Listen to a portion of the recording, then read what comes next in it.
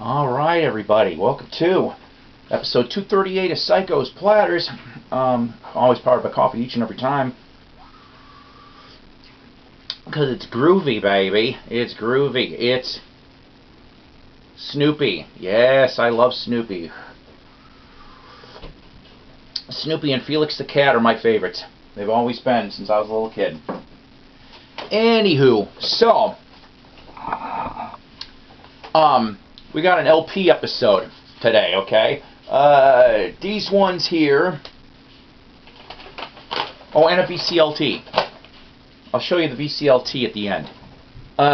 But these ones here all came within the last month. I actually stopped at a record booth in a flea market and a resale shop. So that's what the combination of all this is. Hopefully everybody enjoyed the music autograph episode that I did about Creed Bratton and Reeves Gabriels. If you haven't checked that out, go check that out. That's the last episode I did. But let's get started here. I have been looking for this, actually, for quite some time. It was reasonably priced. I think I know why it was reasonably priced. But it's okay. From June of 1980, I got my research, June of 1980, Cheap Trick found all the parts on 10-inch on the Epic New Disc series that they attempted to try to do back then. If I remember correctly, I've seen this and The Clash. They did one for like this too, but I haven't been able to find that Clash one, at least in decent price.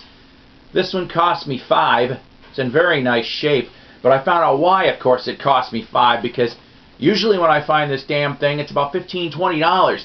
Well, it doesn't have the 45, the promo 45 of Everything Works If You Let It.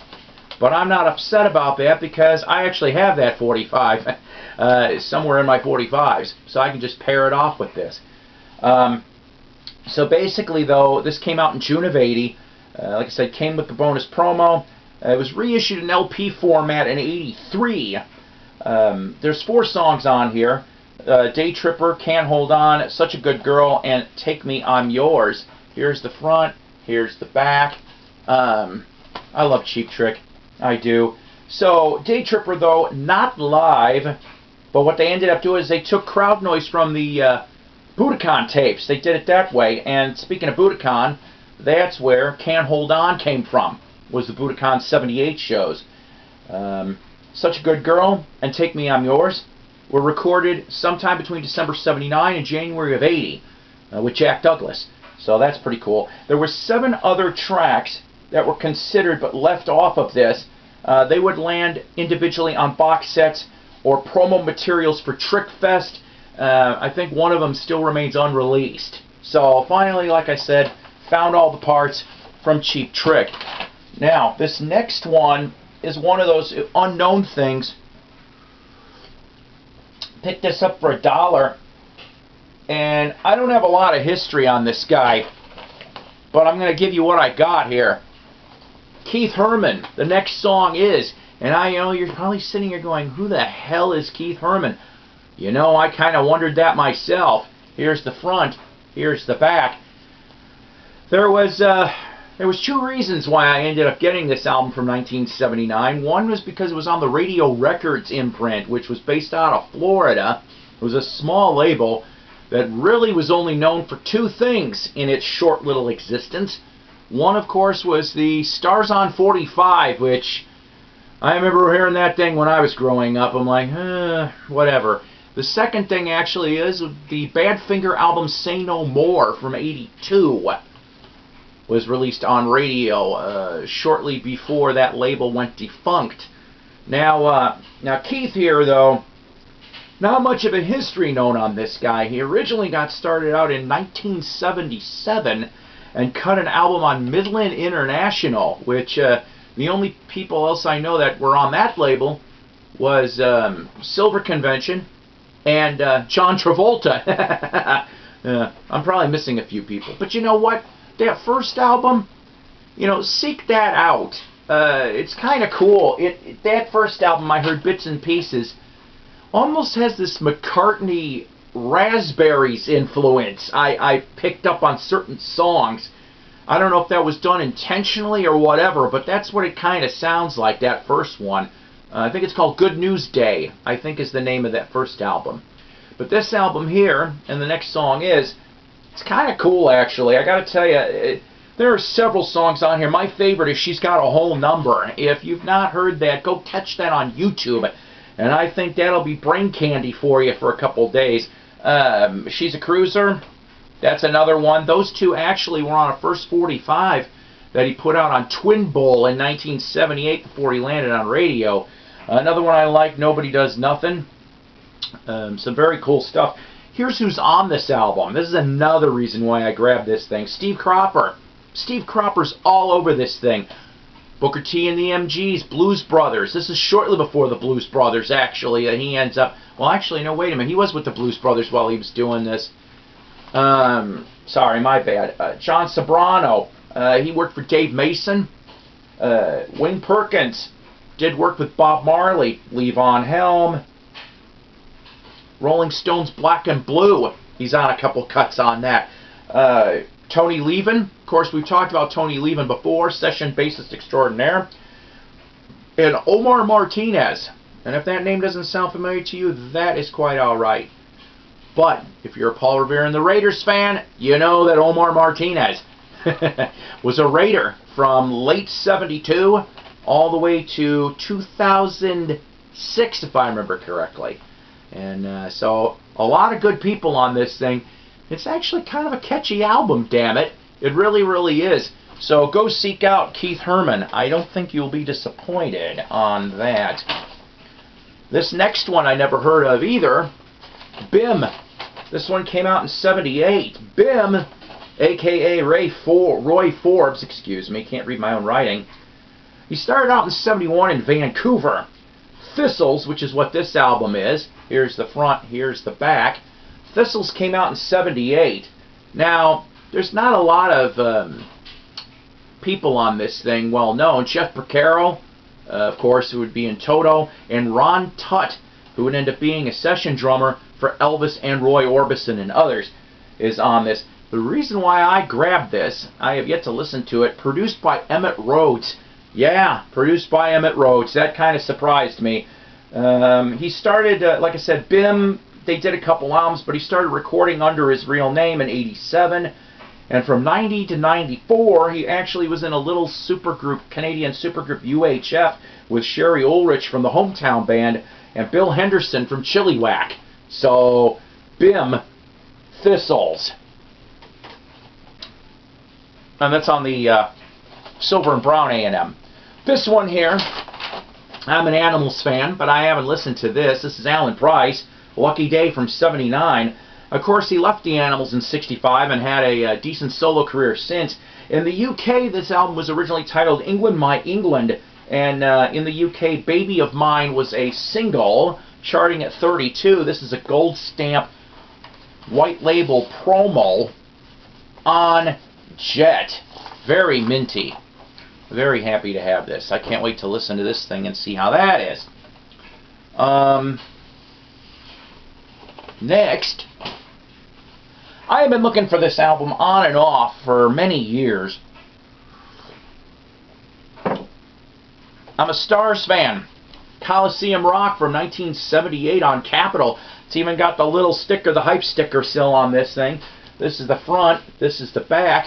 Like I said, this came out in 78. It's got its own custom labels. It's in pretty decent shape for what it's worth. Stars, of course, got started in 1975. This being their fourth album, and last with Essence and Classic lineup. Changes, though, on this particular album. Brendan Harkin and Peter Swevel are gone and were replaced by Bobby Massano and Orville Davis. Now, Orville, he came from the southern rock band Hydra and the band Rex, which was Rex Smith, which happened to be Michael Smith's brother, who's the lead singer of Stars. Massano, he was a sessioner and a solo career. Stars is still going with 3 original members. I hope they put themselves out a new album real soon. It'd be real nice to catch Stars. Next up, I found the first album years ago, but I got this for 99 cents over my local vintage stock. Missouri, Welcome to Missouri is what it's called, but it's really Missouri too. Missouri was a Kansas City band, started in '76. Released their first album in '77 on Panama Records, which was an indie label at the time. Seek that album out. I think you'll actually like it, honestly. I've come across a few copies of that, but this one, like I said, I haven't seen before. In '77 and '78, they toured with Ted Nugent, Golden Earring, and others. By this second album here, part of the original lineup dropped out after this, broke up in '84 with a brief reunion with two members, Ron West and Bill Larson, in '94-'95, and that's all she wrote. Here's the front, here's the back, and it's on Polydor. Next, one of my favorite Paul Revere and the Raiders albums. That's right, Paul Revere and the Raiders. Hard and heavy with marshmallows. Here's the front, here's the back. This one I got for $2. It's on original Columbia Stereo 2i. It needs cleaning. The lineup on this particular album, though, Freddie Weller, Mark Lindsay, of course, Joe Carrero Jr., Paul Revere, and Keith Allison, who, of course, would have his own solo career along at the same time doing things like action, action, action. Yeah, you know that. Why do I like this so much? Mr. Sun and Mr. Moon, I love that one. Time After Time's pretty funny. I like that one. But my favorite on here, truthfully, Cinderella Sunshine. Some people have called Cinderella Sunshine bubblegummy Raiders. I don't know if I'd go that way, but I guess I could see a little bit of the element of that. I don't give a shit. It still kicks ass. So here's the front, here's the back on that. If I remember correctly, I think there's also was a black and white cover version of this too. I owned that one years ago. I'd like to have it again. This last one here, there's a personal sort of significance to this. And yeah, I'll admit I paid $15 for this. But there's a reason. From 1988, John Mayall's Blues Breakers Chicago line. Here's the front, here's the back. Gold stamped promo on Island. Minty, very, very minty. As you can also see, it says direct metal mastering too. That might be part of the price justification. So why did I end up getting this? Because, like I said, it was recorded in West Germany over a 10-day period in April of '88. You got Coco Montoya, Walter Trout, Bobby Haynes from the Crusaders, and additional keyboards by Tony Carey, of course, who had his own solo career along with being in Rainbow and the Planet P Project, all on this Mayall album. Now, the reason why I ended up getting this thing is because Walter Trout is coming to perform in 3 weeks next town over. I'm hoping to get tickets, and I'm hoping to get this sucker signed. I would love to get this signed. I'm trying to get some CDs from him, too, as well, because I know there wasn't too much Walter Trout vinyl. I think the first thing Trout ever did that I recall was in '82, Canned Heat, live in Australia pressing. So I don't think I'll find that between now and then. I'd be amazed. But yeah, after Bob Hite died, Walter ended up coming into the band for a couple of years until '85 when he jumped to Mayall. So that is what I've got for the albums. Now, by the way, no new subscribers, unfortunately, this week. Like and sub, Psykos Platters, please. Now, this one here came from Bolton, Massachusetts, and here's the problem. I don't honestly remember who sent this to me. And even though I say it's VCLT, realistically, this came from a vinyl Facebook group that I happen to be in. There's a bunch of them all over Facebook. And this guy ended up, he had the first pick of, I want to say it was like 10 to 15 plastic totes of albums. There was like all different kinds of genres, and he got into this. So he was asking different people, what are we looking for? So I threw out a list. A short one, too. I wasn't going to be ridiculous. And he sends me something. I didn't expect this. It's not an album. For time's sake, I cut it open. What it is, and even though it's slightly bent, I am okay with this, because it's going to go on the wall anyway. Monkees' Greatest Hits album plat, along with the Monkees' 30th anniversary. Yeah, It got bent in the shipping, not his fault, but that's okay. Like I said, I'm going to put this on the wall somewhere here. So I'm glad to get this. I guess the only thing I feel bad about is that he spent $375 for shipping to send that. I don't know. Alright, commercials. Wax Museum with Ronnie Dark and Night Owl Lounge with Mike Adams. 6 to 9 p.m. Central Standard Time for Wax, 9 to 10 for Night Owl. WVOA, 87.7 Syracuse, New York. Go like them on Facebook. You will not be sorry. And go tell them Mighty Psykos sent you. Actually, this coming Sunday will be the Surf and Hot Rod Show. I'm not going to mention to you who the special guest is because it is not completely confirmed yet. But I'm going to tell you something. You will want to listen. You will want to listen. It is a legend. Yeah, it's a music legend. Is all I'm going to tell you. So you're going to have to listen to that. Thrifty Music Collectors Group, Tim Smith and Company. Always cool. Doug Field's Vinyl Grotto. Man, oh man, did he find a very cool 45 find. Honestly, it might have been the best so far this year for him. He ought to make a video and tell the story about this one because it's worth it. I'll give you a hint. We were playing 45s on my record player here. And I finally had the honor, I'm just going to give one sliver of the hint here. He found an original Sun, Roy Orbison and the Teen Kings Ooby Dooby on 45. My God. I forgot how good Rockabilly Roy was. Man, oh man. Crazy stuff. Some upcoming episodes. I do have a 45 episode I want to do. I'm working on that. There's some different things. I'm not going to lie. Let's see here. I'm probably going to be doing one on the White Album real soon. We're going to talk about that. Along with, this was so cool. So cool yet so unexpected. I ended up finding about 14 albums today.